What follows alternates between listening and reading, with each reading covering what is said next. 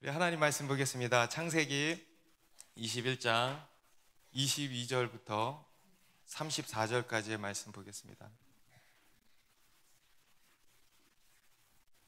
창세기 21장 22절부터 끝절까지의 말씀, 저 한 절씩 읽겠습니다. 그때에 아비멜렉과 그 군대 장관 비골이 아브라함에게 말하여 이르되 네가 무슨 일을 하든지 하나님이 너와 함께 계시도다.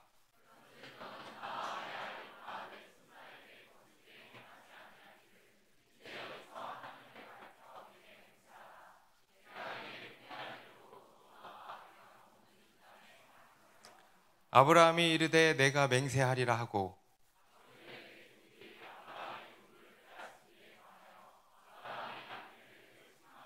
아비멜렉이 이르되 누가 그리하였는지 내가 알지 못하노라. 너도 내게 알리지 아니하였고 나도 듣지 못하였더니 오늘에야 들었노라.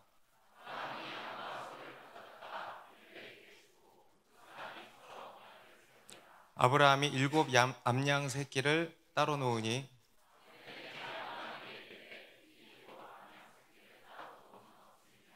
아브라함이 이르되 너는 내 손에서 이 암양 새끼 7을 받아 내가 이 우물판 증거를 삼으라 하고,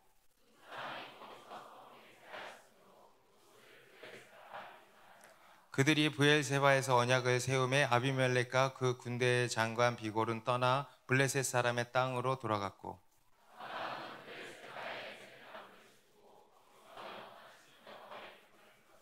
그가 블레셋 사람의 땅에서 여러 날을 지냈더라. 아멘. 네, 여러분, 내일이 무슨 날이죠? 네, 벌써 크리스마스가 하루 앞으로 다가왔습니다. 다들 아시는 것처럼 크리스마스는 예수님의 탄생을, 예수님께서 이 땅에 오신 일을 기념하고 기뻐하고 또 감사하는 날입니다. 그래서 이 크리스마스에는요, 우리가 늘 기쁨이 있어야 되지만 그 중에서도 12월이 가장 기쁨이 있어야 된다 그랬죠. 여러분 기쁘십니까? 너무 막 봉사를 해가지고 기쁨이 날아가시는 분들이 있더라고요. 우리가 이제 내일 초청 예배 위해서 봉사도 많이 하지만 기쁨을 잃어버리지 않게 되시기 바랍니다. 기쁨이 충만해야 돼. 할렐루야. 그래서 그 기쁨으로 우리가 예배하는 것입니다. 그런데 이제 이 세상을 보면은요, 참 해를 이렇게 거듭할수록 이 크리스마스가 점점점 이렇게 썰렁해져 가는 것을 느끼지 않습니까? 나이 들어서 그런 건가요? 근데 분명 좀 예전 같지 않다라는 생각이 듭니다. 옛날에는 우리 산타 할아버지도 막 있고, 또 캐럴도 막 많이 들리고 이렇게 했는데 요즘은 그런 게 많이 사라진 것 같다. 너무 상업화돼서 그런 것 같아요. 그리고 또 다들 막 어디 여행 갈 생각만 하고 막 그랬던 그런 게 아닌가라는 생각이 듭니다. 뭔가 예전에는 크리스마스가 다가오면 좀 설렘도 있고 기대감도 있고 그랬는데 그런 것들이 많이 이렇게 사라진 것 같다라는 생각이 듭니다. 그래도 이제 저희 교회가 있는 이 동네는 우리 더빗 선교원 아이들이 지난주에 돌면서 캐럴송도, 산타 옷 입고 돌면서 캐럴송도 부르고 또 선물도 나눠드리고 또 전도도 하고 해서 이 크리스마스 분위기를 물씬 풍겼고, 또 내일 우리 더 사랑하는 교회에서 큰 파티를 열지 않습니까? 그래서 크리스마스 예배를 이렇게 불신자들 초청해가지고 예배를 드리고 해가지고 이 성탄의 기쁨이 이 동네는 충만할 줄로 믿습니다. 그래서 이럴 때일수록 우리 교회가 성탄의 기쁨을 누리고 이렇게 전하는 일에 힘써야 한다라는 생각이 듭니다. 그런데 이제 그러려면은요, 이 성탄의 기쁨이 어떤 것인가, 예수님께서 이 땅에 오신 것이 무슨 의미인가라는 것을 우리가 분명히 알아야겠죠. 물론 예수님께서 우리 인간을 구원할 메시아로서 그 임무를 수행하기 위해서 이제 이 땅에 오신 의미가 가장 크겠습니다만은 사실 그보다 더 근본적인 의미가 담겨 있습니다. 그게 뭐냐면 바로 임마누엘이에요. 임마누엘. 우리 밖에 나가면 마태복음 말씀 적혀 있죠. 마태복음 1장 23절의 말씀 같이 읽어볼까요? 시작.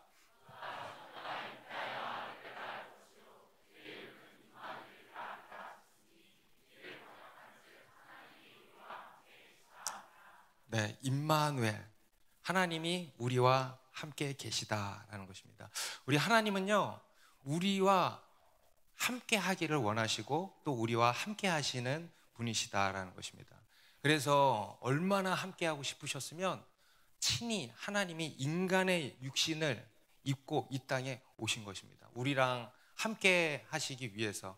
우리 구약 시대에도 하나님께서 이스라엘 백성들 가운데 불기둥과 구름기둥으로 또 성소에 임재해 주심으로 늘 함께 해 주셨습니다. 그런데 이제는 더 함께 하시기 위해서 인간의 몸을 직접 입고 우리 인간 세계 안으로 들어오셨다는 거예요. 그게 바로 예수님이십니다. 임마누엘, 예수님의 또 다른 이름이죠. 임마누엘, 하나님이 우리와 함께 계신다. 여러분, 예수님의 탄생은요, 그것입니다. 하나님이 우리랑 너무 함께 하고 싶으셔서 오셨다라는 것입니다. 오늘 우리가 읽은 이 본문이 우리에게 주시는 메시지도 그것입니다. 하나님이 우리와 함께 계신다라는 겁니다. 아브라함은 그의 나이 100세에 아들 이삭을 낳았습니다. 그리고 그 소식이 막 퍼져나갔겠죠. 막 그 주변이 떠들썩했을 것입니다. 그럴 땅에 아비멜렉 왕도 그 소식을 당연히 들었을 것입니다. 이 아비멜렉은 아브라함이랑 악연까지는 아니어도 좀 좋은 인연은 아니지 않았습니까? 앞에서 아브라함으로 인해 가지고 아주 큰 곤욕을 치른 바 있었습니다. 그런데 그 일이 있은 지 1년도 채 되지 않아서 무슨 소식이 들리냐면 그 사라가, 그 아브라함이 100세인데 아들을 낳았다는 거예요. 굉장히 충격이 빠졌겠죠. 그때도 큰 충격을 받았는데 그 충격에서 헤어나올 때쯤 이 소식을 듣고 또 충격에 빠진 거예요. 그래서 이 아비멜렉이 어떻게 했냐면 군대 장관 비고를 데리고, 군대 장관을 데리고 아브라함을 찾아간 것입니다. 나랑 동맹을 맺자. 22절 말씀 같이 읽습니다. 시작. 그 군대 장관 비골이 아브라함에게 말하여 이르되 네가 무슨 일을 하든지 하나님이 너와 함께 계시도다. 이 아비멜렉이 아브라함을 찾아간 것입니다. 그리고 아브라함에게 그러는 거예요. 네가 무슨 일을 하든지 하나님이 너와 함께 계시도다. 오래전부터 이 아브라함의 소식을 듣고 아브라함을 가만히 보니까 저 사람은 굉장히 특별한 거예요. 뭘 하든지 다 잘 되는 거예요. 형통한 거예요. 보이지 않는 어떤 힘이, 보이지 않는 어떤 절대자가, 전능자가 그와 함께하는 것이 느껴지는 것입니다. 그가 늘 막 예배를 드리는 것도 알았겠죠. 그가 믿는 그 하나님이 정말 그와 함께 하시나? 라는 생각이 든 것입니다. 그러다가 심지어 100살에 듣도 보지도 못한 일이 일어난 거예요. 100살에 애를 낳은 거예요.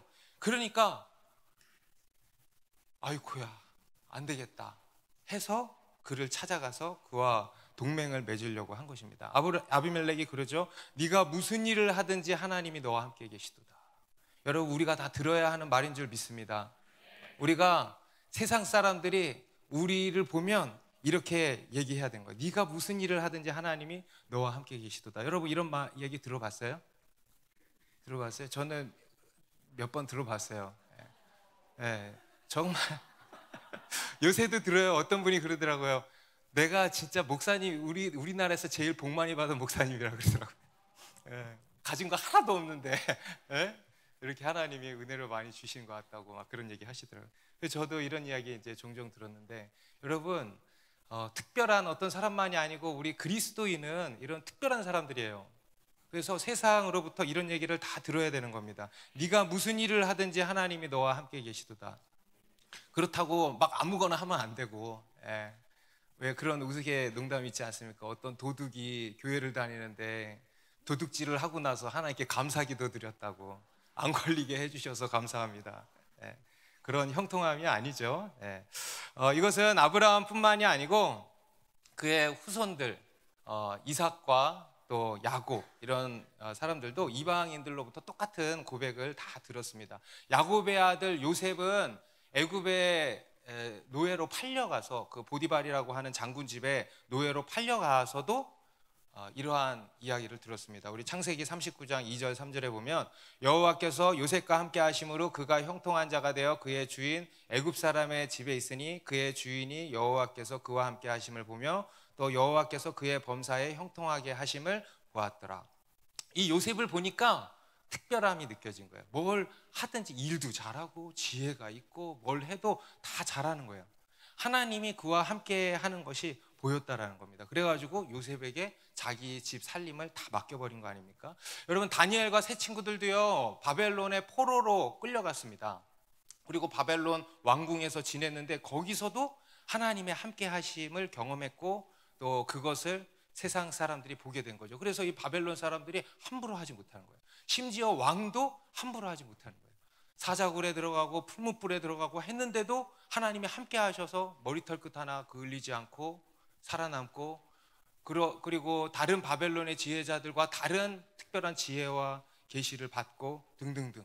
이걸 보면서 이 바벨론의 왕도 그것을 다 보고 바벨론을 총리로 세우고 또 친구들을 주요 관료로 이렇게 세운 거 아니겠습니까? 이게 다 뭐냐면 하나님의 함께 하심이었던 것입니다. 여러분, 이게 우리 믿는 자들의 특권입니다. 우리 믿는 자들의 복입니다. 여러분, 우리 믿는 자들의 특별함은 다른 게 아니에요. 하나님이에요. 하나님이 우리와 함께 해주시는 게 특별한 겁니다. 다른 거 없어요. 다른 거 여러분, 예수 믿고 다른 거 뭐 바뀐 거 있어요? 봐봐, 없죠. 그런데요, 바뀌는 거예요. 뭐냐? 하나님이 우리와 함께 해주신다. 할렐루야. 여러분, 성경에서 하나님이 우리에게 주시는 약속은요, 다른 게 아니에요. 임마누엘이에요. 임마누엘. 하나님의 함께 하심의 약속. 이게 최고의 약속 아닙니까? 내가 너와 함께 할 것이다. 두려워하지 말라. 내가 너와 함께 함이라. 놀라지 말라. 나는 내 하나님이 됨이라. 함께, 내가 너와 함께 하리라. 여러분, 이러면 끝나 안 끝나? 끝나는 거예요. 하나님이 우리와 함께 해주신다 그러면 끝나는 거예요. 그리고 그 함께 해주심의 클라이막스가 뭐라 그랬어요? 예수님이라는 거예요. 심지어 인간의 몸을, 하늘 보좌를 떠나서 인간의 몸을 입고 이 땅에 오셔서 우리와 함께 해주신 거예요. 하나님의 함께 하심의 클라이막스. 그리고 그 예수님이 부활하시고 승천하시기 바로 전에도 뭐라 그랬어요? 내가 세상 끝날까지 너희와 항상 함께 있으리라. 그리고 실제로 지금 계세요, 안 계세요? 성령을 부어주셔서 성령님께서 우리와 영원히 지금도 함께 하시는 것입니다. 여러분, 이게 바로 복음이에요. 복음. 여러분, 복음이 뭐냐면 집 나간 우리가 하나님께로 다시 돌아오는 것이고, 하나님과 깨어진 관계가 다시 회복되는 것이고, 그래서 하나님이 우리와 함께 하시는 것, 여러분, 이게 바로 복음입니다. 이게 하나님의 최고의 약속이요, 최고의 복이요, 최고의 은혜인 것입니다. 이것이 이제 우리 그리스도인의 특권인 것입니다. 그리고 여러분, 이게 이제 우리의 믿음이에요. 우리가 믿는 것은 뭐냐면 하나님이 우리와 늘 함께 하신다는 것을 믿는 것입니다. 여러분, 믿으십니까? 믿으십니까? 하나님이 우리와 함께 하시는 것을 믿으십니까? 잠시도 떠나지 않으시고 눈길 떼지 않으시고 졸지도 주무시지도 않으시고 우리를 지키시고 도우시고 인도하시고 또 형통케 하신다라는 것을 믿으십니까? 여러분, 그게 우리의 믿음인 것입니다. 그리고 그것을 실제 삶 속에서 우리가 경험해요, 안 해요? 경험하는 거예요. 그리고 그것을 우리 주변 믿지 않는 사람들도 그것을 본다는 거예요? 못 본다는 거예요? 본다는 거예요. 그리고 우리에게 이렇게 이야기를 한다는 거예요. 네가 무슨 일을 하든지 하나님이 너와 함께 계시도다. 너희 가정은 정말 특별한 것 같아. 정말 행복이 가득한 것 같아. 기쁨이 가득한 것 같아. 어떻게 그럴 수 있지? 너희 자녀는 정말 특별해. 빛이 나. 도비성교원 다녀서 그런지. 회사에서도 빛이 나. 오늘 우리 간증한 자매님도 간증이 결국은 뭡니까? 내 삶에 부족한 것이 참 많았지만, 부모의 사랑도 없고 이것저것이 없고 쌓인 기도도 없고 아무것도 없지만 하나님이 그와 함께 하심으로 부족함을 다 채워주셨다는 거예요. 그래서 막 그 표징으로 닭강정이 막 몇십 박스가, 아니 그래 진짜로 교회에 있는데 막 닭강정이 돌아다니는 거, 돌아다녀 막. 그리고 막 사람들이 들고 집에 가는 거야. 그래가지고 저 닭강정은 뭐야 도대체? 그리고는 며칠 뒤에 또 샤인머스켓이 막 돌아다녀 막. 그리고는 막 들고 집에 가는 거예요. 그래가지고 저건 또 뭐야? 그걸 보니까 그러한 간증이 있었다 그러더라고요. 여러분, 이게 다 뭡니까? 하나님이 함께 하셔요. 여러분, 닭강정이 먹어서 좋은 거예요? 샤인머스켓이 먹어서 좋은 것입니까? 아니에요. 다 놓아줘 버려도 좋은 거예요. 왜? 하나님이 나와 함께 하시는구나. 여러분, 이런 간증이 있으니까 여러분, 이게 복인 거예요. 복이 충만한 가정인 거예요. 여러분, 우리 가정도 다 그러길 바랍니다. 이러한 은혜가 충만하길 바랍니다. 그리고요, 이것을 세상 사람들도 그게 뭔진 모르지만 본다는 거예요. 이걸 가지고 너희는 세상의 빛이라고 하는 것입니다. 오늘 이 아비멜렉도 그걸 보고 아브라함에게 찾아온 거예요. 저기에 반짝반짝 빛이 나는 거예요. 그래가지고 안 되겠다 그러고는 이제 찾아간 것입니다. 그래서 아브라함을 축복함으로써, 그와 동맹을 맺음으로써 자기와 자기 후손들이 이제 복을 받도록 한 거죠. 여러분, 지혜롭죠? 우리 창세기 12장 3절에서 하나님이 아브라함에게 이런 약속을 하셨습니다. 너를 축복하는 자에게는 내가 복을 내리고 너를 저주하는 자에게는 내가 저주하리니 땅의 모든 족속이 너로 말미암아 복을 얻을 것이라 하신지라. 와, 여러분, 아브라함만이 아니고 오늘날 우리들도, 여러분, 우리에게 하시는 말씀이에요. 나를 축복하면 그가 복을 받고 나를 저주하면 그가 저주를 받는데. 와, 여러분 해보세요. 와, 좌우로 한번 인사하겠습니다. 대단하시네요. 네, 한번 대답해보세요. 겸손하게. 다 주님의 은혜이지요. 네. 그런데 이 아비멜렉이 그거를 또 어떻게 알았는지, 어떻게 알았는지 아브라함에게 딱 찾아온 거예요. 오늘 이 아비멜렉은 그냥 아주 나름 괜찮은 사람으로 성경에서 그리고 있죠. 그런데 이 아비멜렉은요, 단순히 그냥 괜찮은 사람 정도가 아니고 오늘 이 창세기 아브라함의 이야기에서 굉장히 중요한 인물로 나오고 있는 것입니다. 바로 매우 이상적인 이방인의 모습을 그 사람이 보여주고 있습니다. 여러분, 오늘 이 아비멜렉은요, 다 우리예요. 믿지 않는 이방인들. 그런데 그 이방인이 어떤 반응을 보여야 하는가를 지금 보여주고 있는 거 아닙니까? 단순히 그냥 이 사람 괜찮은 사람이다가 아니에요. 이상적인 이방인의 모습을 이 아비멜렉이 보여주고 있는 거예요. 그래서 이 아비멜렉은 지금 굉장히 중요한 인물로 나오고 있는 것입니다. 이 아비멜렉은 앞에서도 살펴보았지만은 하나님을 두려워할 줄 아는 사람이었어요. 하나님을 경외하는 사람이었습니다. 그리고 오늘 본문에 보니까요, 어때요? 굉장히 겸손하죠. 여러분, 한 나라의 왕이 아닙니까? 그런데 한 나라의 왕이 이렇게 자기가 친히 찾아가가지고 나랑 동맹을 좀 맺어주십시오. 어떻게든 동맹을 맺으려고 하는 거예요. 여러분, 이게 겸손이죠. 그리고 세 번째로 이 사람에게는 상당한 지혜가 있었다는 거예요. 어떤 지혜가 있었냐? 바로 영적인 통찰력이 있었다는 거예요. 영적인 통찰력. 여러분, 이런 통찰력이 다 있기를 바랍니다. 하나님을 경외함이 있기를 바랍니다. 그리고 겸손함이 있기를 바랍니다. 그리고 이런 영적 통찰력의 지혜가 있기를 바랍니다. 여러분, 이게 있어야 돼요. 오늘 이 아비멜렉은요, 그런 좋은 모델이 되어주고 있는 것입니다. 그리고 이것은 무엇을 또한 보여주냐면, 여러분, 아비멜렉뿐 아니라 그 당시에 가나안 사람들에게도 이 축복의 기회는 열려 있었다는 거예요. 그들도 원했더라면 이 아브라함과 동맹을 맺을 수가 있었던 것입니다. 진멸당하지 않을 수 있었다는 거예요. 그런데 그러질 않은 거죠. 이게 다 그들의 자신들의 이제 선택이었던 것입니다. 여러분, 이것은 오늘날 우리들도 마찬가지입니다. 여러분, 우리 앞에요, 이런 축복의 기회는 늘 열려 있습니다. 아멘. 여러분, 지금 여러분 앞에 축복의 기회가 열려 있는 거예요. 믿으십니까? 그것을 보십니까? 우리 앞에 이 축복의 문이 열려 있는 게 보여야 돼. 이게 영적인 통찰력이에요. 특별히 오늘 교회에 처음 오신 분들 계십니까? 아직 예수님 안 믿으시는 분들 계십니까? 잘 들으십시오. 지금 여러분 앞에 이 축복의 기회가 주어져 있습니다. 아브라함과 동맹을 맺으십시오. 따라해보세요. 아브라함님, 저랑 동맹을 맺읍시다. 무엇입니까? 아브라함의 후손으로 오신 예수 그리스도, 그 예수 그리스도를 믿는 겁니다.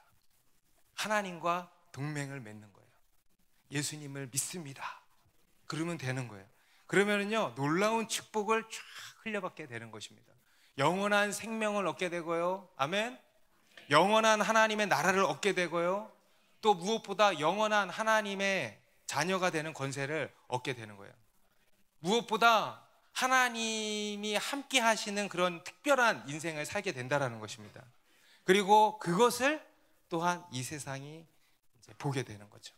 세상에 그것을 보여주는 인생, 하나님을 나타내 보여주는 인생. 그런데 우리가 이 세상에 이제 보여주어야 하는 것이요, 이제 또 있다라는 것입니다. 23절의 말씀인데요, 같이 읽습니다. 시작. 그런즉 너는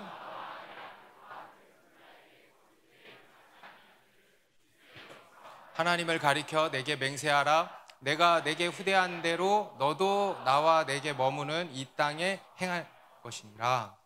아비멜렉이 아브라함에게 와가지고 이제 언약을 맺자고 하는데 요구사항을 두 가지를 얘기하는데, 첫 번째가 뭐냐면 너는 나와 내 아들과 내 손자에게 거짓되이 행하지 아니하기를 이제 여기서 하나님을 가리켜 내게 맹세해라. 첫 번째가 뭐예요? 거짓되이 행하지 말라는 거예요. 다시 말해서 우리에게 속이지 않겠다고 맹세해라. 여러분, 왜 그런 요구를 하는 걸까? 앞에서 속인 거예요. 이 아비멜렉에게는 아브라함이 속이는 자의 이미지로 남아있는 것입니다. 그래서 먼저는 너 나랑 약속해, 거짓말하지 않겠다고.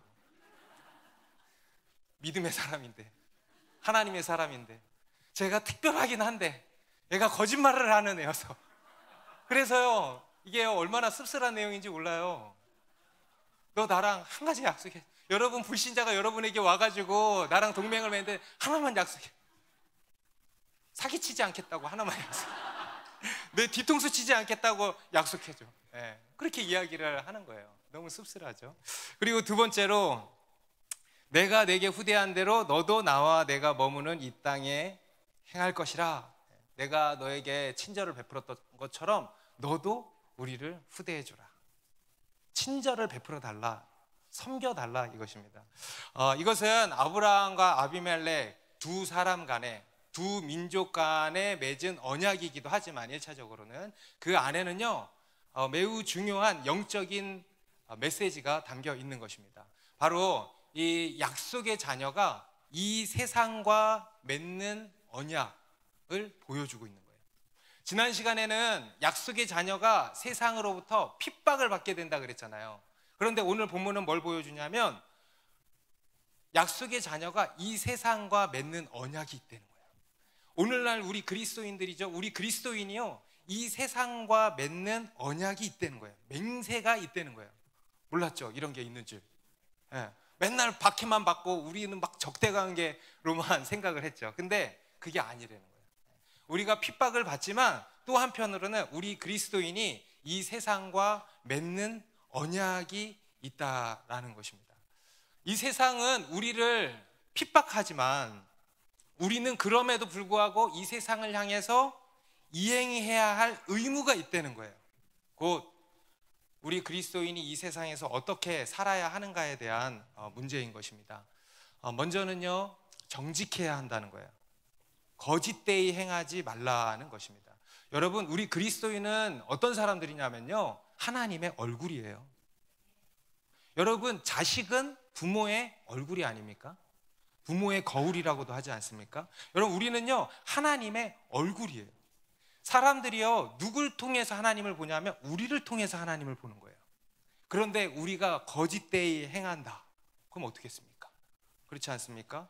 그래서 우리 그리스도인은 정직해야 한다, 정직하게 살아야 한다라는 것입니다. 그리고 두 번째로 친절을 베풀려는 거예요. 후대하라는 거예요. 섬김의 삶을 살으라는 것입니다. 여러분, 좀 불공평하지 않습니까? 자기들은 그렇게 살지 않으면서 우리 그리스도인에게는 그렇게 요구하는 거예요.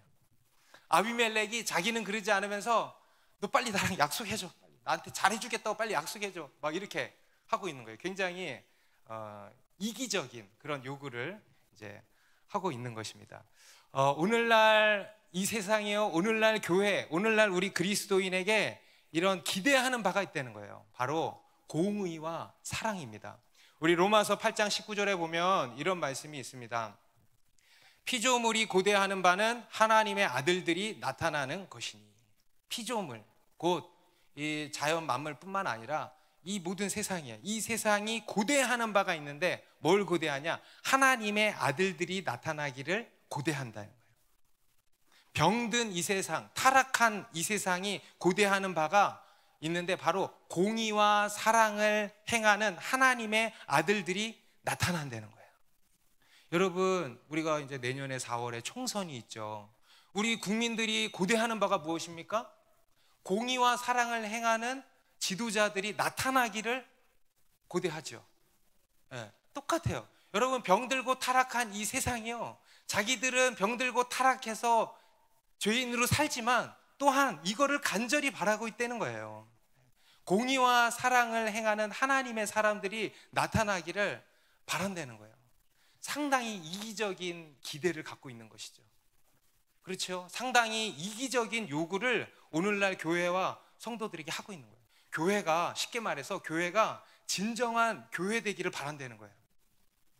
성도가 진정한 성도 되기를 바란다는 거예요.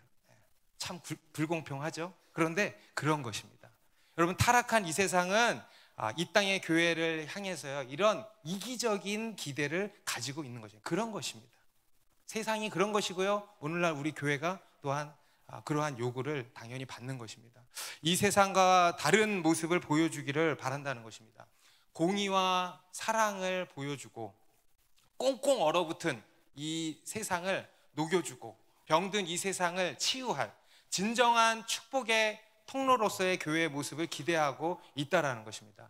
오늘 이 아비멜렉의 제안과 말을 들어보면요, 마치 하나님께서 그를 통해서 이 아브라함에게 말씀하시는 것 같다라는 생각이 듭니다. 우리 앞에서도 아비멜렉이 아브라함을 막 꾸짖었잖아요. 너 왜 우리를 속였냐, 막 이렇게 책망하지 않았습니까? 그런데 오늘도 이렇게 이 아비멜렉이 아브라함에게 어떤 요구를 하는데 마치 하나님께서 그를 통해서 어떤 메시지를 주고 있는 것 같다라는 것입니다. 여러분, 우리 하나님께서는요, 우리 믿는 자들에게 이방인들, 믿지 않는 세상 사람들을 통해서도 우리에게 말씀하실 때가 많이 있습니다. 여러분, 그것에 우리가 또 귀를 기울일 수 있어야 됩니다. 예전에도 제가 몇 주 전에는 우리 보험 설계사분 그 얘기했죠. 예전에 수예배 때도 한번 제가 이야기한 적이 있는 것 같은데, 옛날에 제가 너무 개념 없고 미숙할 때 얘기니까 그냥 이해하고 들어주세요. 제가 한 학교에서 계약직 교사로 근무를 한 1년인가 2년인가 이렇게 했었는데, 그 근무를 하고 마치고 끝나고 나서 제가 교장 선생님이랑 교감 선생님한테 인사를 할까 말까 하다가 그냥 안 하고 그냥 그 부서 선생님들이랑만 인사를 하고 제가 가버렸어요. 마무리를 잘 못했죠. 그리고 나서 얼마 뒤에 거기에 또 자리가 났는데 학교에서 연락이 온 거예요. 뭐 이력서 낸 것도 없는데 교장 선생님이 선생님 데리고 오래요. 그래가지고는 그래가지고 이제 나는 내가 너무 그때 잘했나? 갔더니 교장 선생님이 바로 오라 그러시더라고요. 도서 선생, 사람이 인사를 할 줄 알아야지. 그러면서 내가 이거 가르치려고 선생님 다시 불렀어 그러시더라고요. 사람이 인사를 할 줄 알아야지. 왜 이리 인사성이 없어? 딱 그러시는 거예요. 그래가지고 사실 되게 잘해 주셨거든요. 근데 이제 제가 너무 개념이 없다 보니까, 어리다 보니까, 그래서 죄송합니다.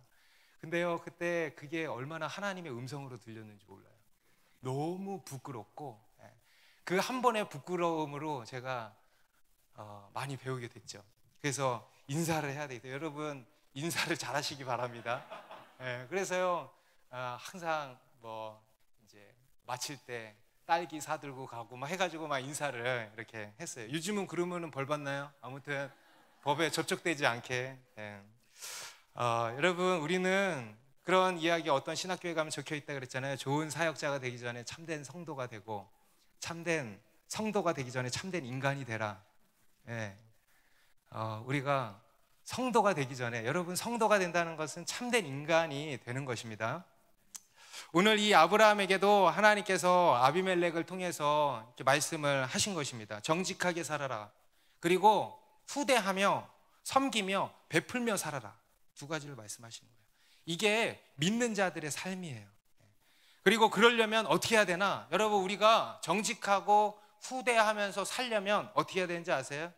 여유가 있어야 돼요. 여유. 여러분, 우리가 섬기지 못하고 이기적이게 살게 되는 이유가 뭐냐면 삶에 여유가 없어서 그렇잖아요. 여러분, 지금 여유가 있습니까? 예? 여유가 없다면요, 이런저런 트러블이 생길 수밖에 없어요. 그리스도인으로서의 삶을 살 수가 없는 것입니다. 그런데요, 여러분, 우리 그리스도인은 어떤 사람들이냐면 여유 있는 사람들이, 여유 있는 사람, 자족하는 사람들. 왜냐하면 여러분, 우리는 다 가졌잖아요. 아멘입니까?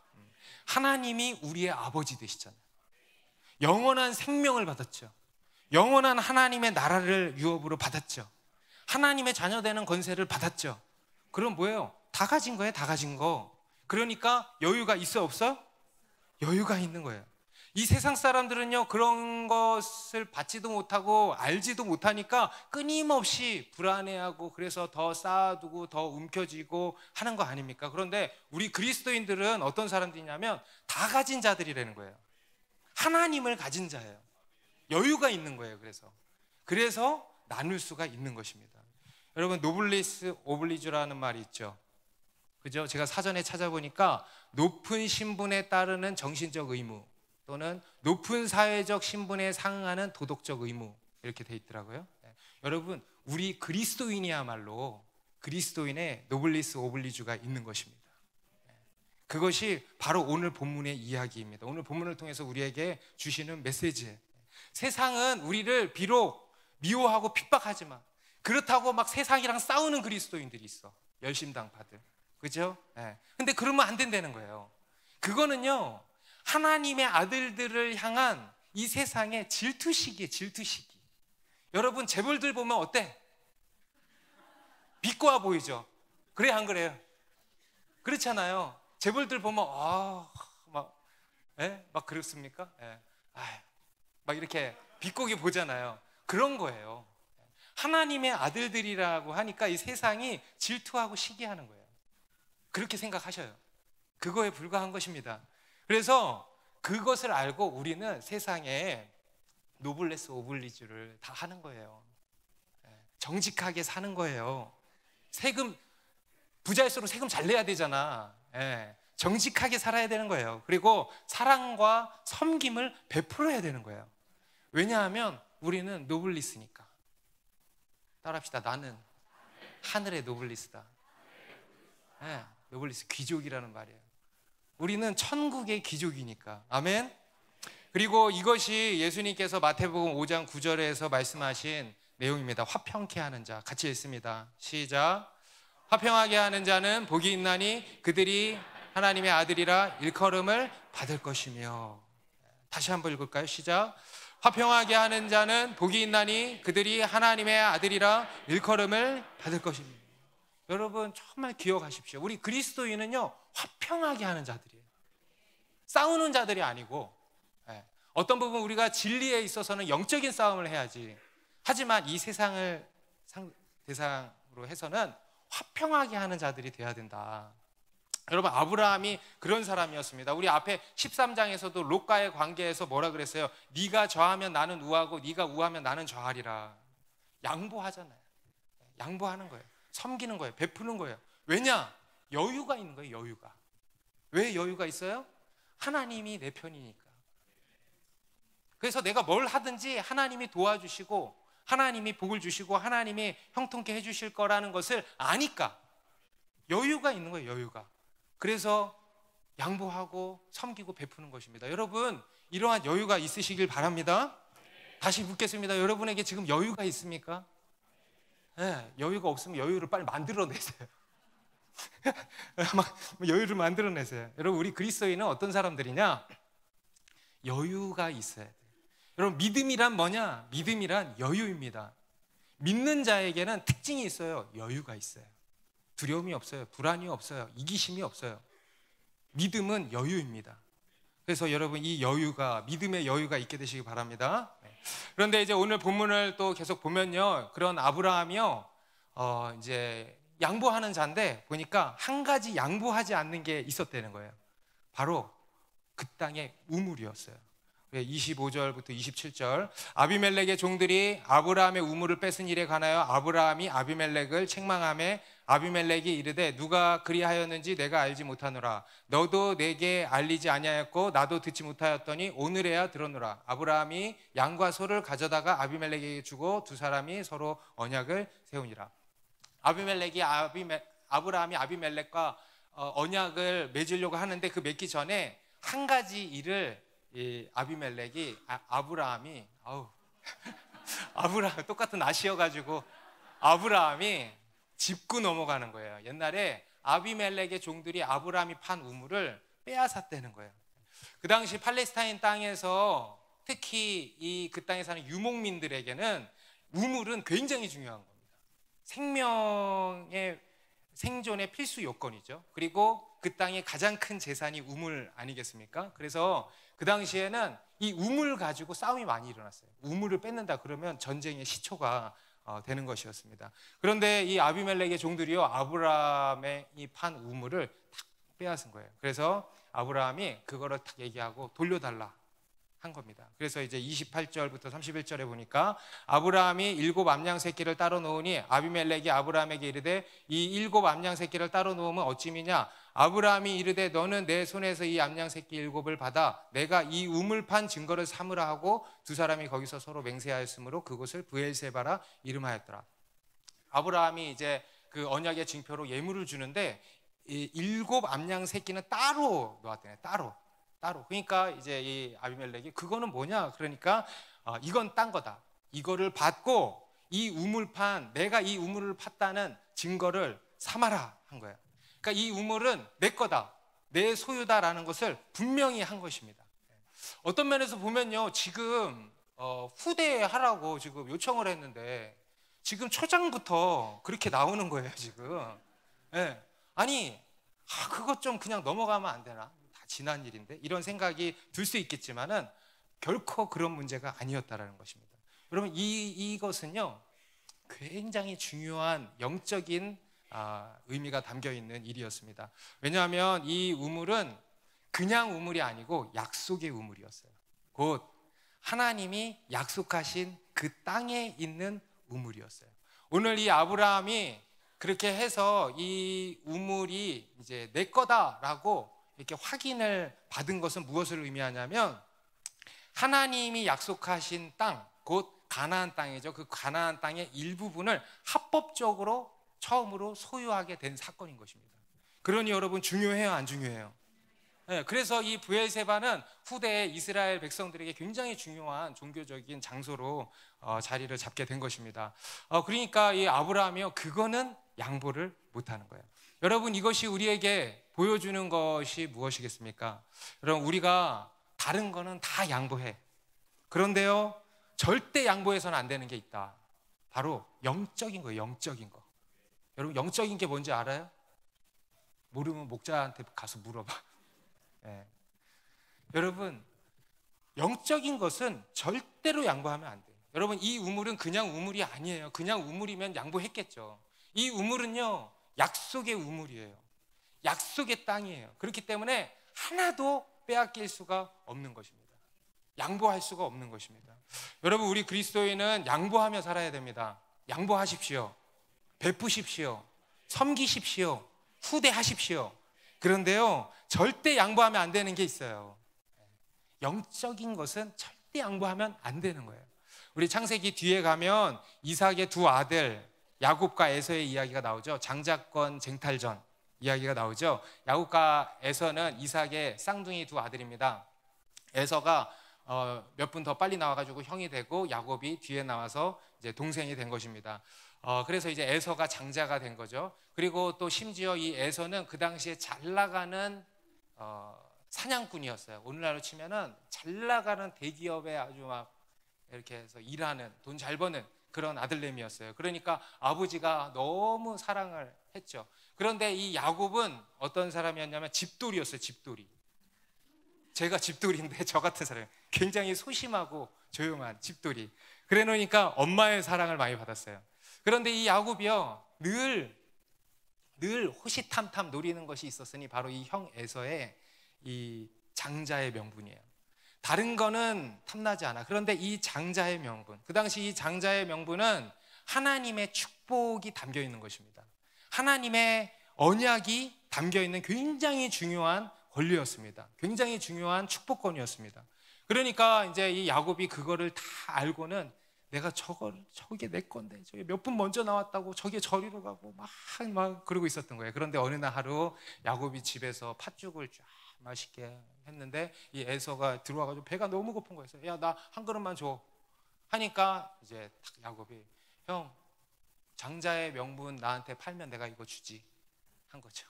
그러니까 이 에서가 배고파 죽겠는데 그게 무슨 대수냐 하면서, 그래 맹세해, 그래 맹세할게, 그래가지고는 팔아버린 거예요. 그래서 실제로 넘어갔어, 안 넘어갔어? 넘어간 거예요. 여러분 주의하셔야 돼요. 그렇게 콜라당 넘어가는 수가 생기는 거예요. 여러분 정말 주의하셔야 돼요. 네, 넘어갔어요. 그리고는 나중에 또 무슨 일이 있습니까? 아버지 이삭을 속여가지고 진짜 형의 그 축복 기도까지, 장자의 축복 기도까지 가로챈 거 아니겠습니까? 그리고 결국 야곱이 이스라엘이 된 것입니다. 인간적인 눈으로 보면 에서가 참 불쌍하죠. 또 이 야곱이 참 못됐죠. 나쁘다는 생각이 들죠. 참 하나님이 좀 불의하시다라는 생각이 들 수 있습니다. 물론 야곱이 거짓말하고 사기친 것은 잘못입니다. 그거에 대한 대가는 톡톡히 받죠. 하나님의 다루심을 받지 않습니까? 그런데 하나님 편에서는요, 이 에서가 더 괘씸한 거예요. 그래요, 안 그래요? 어떻게 장자의 명분을 팥죽 한 그릇에 팔아넘기냐는 거예요. 우리 창세기 25장 34절에 이렇게 말씀합니다. 야곱이 떡과 팥죽을 에서에게 주매 에서가 먹으며 마시고 일어나 갔으니 에서가 장자의 명분을 어떻게 했다? 가볍게 여겼다. 영적인 것을 가볍게 여겼다. 세상 것은 아주 중요하게 여기고, 사냥하고 세상에서 일하고 먹고 살고 배부르고 이런 것은 중요하게 여기고, 영적인 것은 가볍게 여겼다는 거예요. 예배는 가볍게 여겼다는 거예요. 말씀과 기도는 가볍게 여겼다는 거예요. 교회도 가볍게 여겼다는 거예요. 영원한 하나님의 나라, 영적인 것을 가볍게 여겼다는 거예요. 여러분 이것이 얼마나 악한 것입니까? 그래요, 안 그래요? 여러분 동의하십니까? 동의하십니까? 여러분 영적인 것을 가볍게 여기는 것만큼 악한 게 없어요. 하나님 보실 때 너무 악한 거예요. 또 너무 미련하고 멍청한 거예요. 여러분 우리는 영적인 것을 소중히 여길 수 있어야 됩니다. 영적인 것은 절대로 양보하면 안 돼요. 여러분 예배의 자리는 절대로 양보하는 거 아닙니다. 절대로 타협하는 거 아닙니다. 세런들만 앞에 앉아 하고 나는 뒤에서 양보해야지 이러는 거 아닙니다. 부모님들 자녀들에게 그런 거 양보하는 거 아닙니다. 여러분 예배는 양보하는 거 아니에요. 말씀과 기도 양보하는 거 아니에요. 섬김과 헌신, 이게 얼마나 축복된 기회입니까? 양보하는 거 아니에요. 은혜의 자리 절대 양보, 타협하는 거 아닌 것입니다. 여러분 저는 이 야곱의 이야기를 굉장히 좋아합니다. 그래서 종종 저 스스로도 이렇게 생각하고 주변에도 비공식적으로, 이거는 순전히 저의 이야기거든요. 비공식적으로 이렇게 이야기를 합니다. 영적인 복은 사기를 쳐서라도 얻어내야 한다. 다시 거듭 말씀드리지만 이것은 제 얘기입니다. 뉘앙스를 알아들여요. 뉘앙스를. 알았죠? 여러분 예수님도 뭐라 그러셨습니까? 천국은 침노를 당하나니 침노하는 자는 빼앗느니라. 빼앗는다라는 표현을 쓰고 있어요.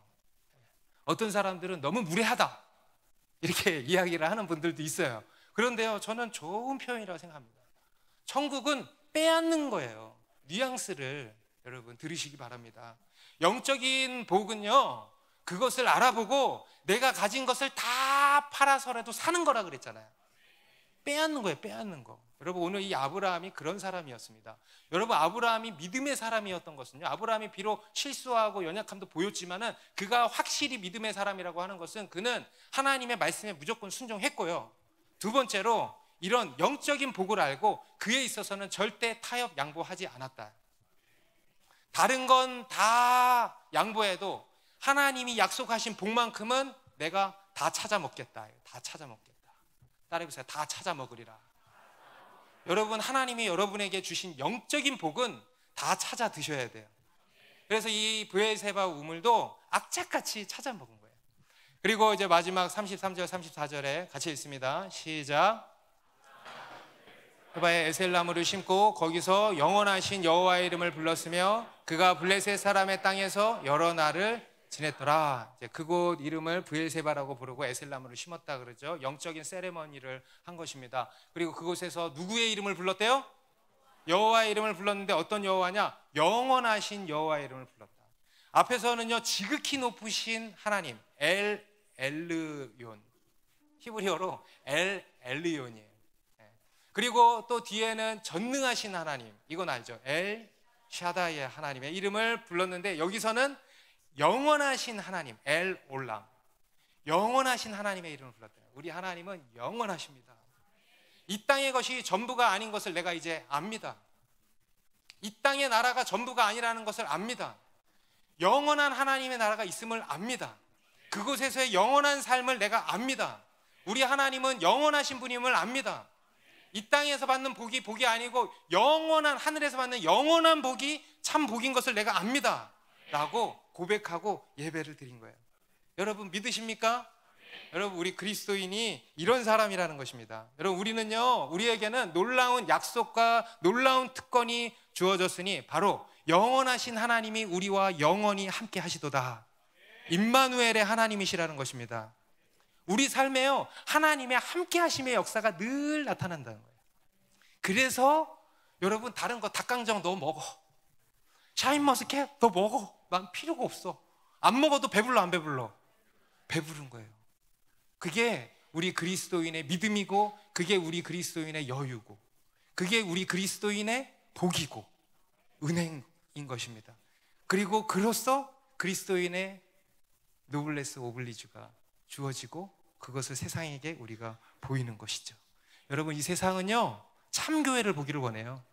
교회를 싫어하잖아요. 그런데 마냥 싫어하는 게 아니에요. 너희가 정말 공의와 사랑을 베풀어주는 참 교회의 모습이 되어지면 너무 좋겠다. 참 성도의 모습을 보여주면 참 좋겠다. 정직하게 살고 섬기고 베풀고, 그래서 어두운 이 세상을 밝혀주고 꽁꽁 얼어붙은 이 세상을 녹여주는 그런 참 교회가 되어주면 좋겠다. 하나님의 사랑과 축복을 흘려주는 그런 진정한 축복의 통로가 되어주면 좋겠다.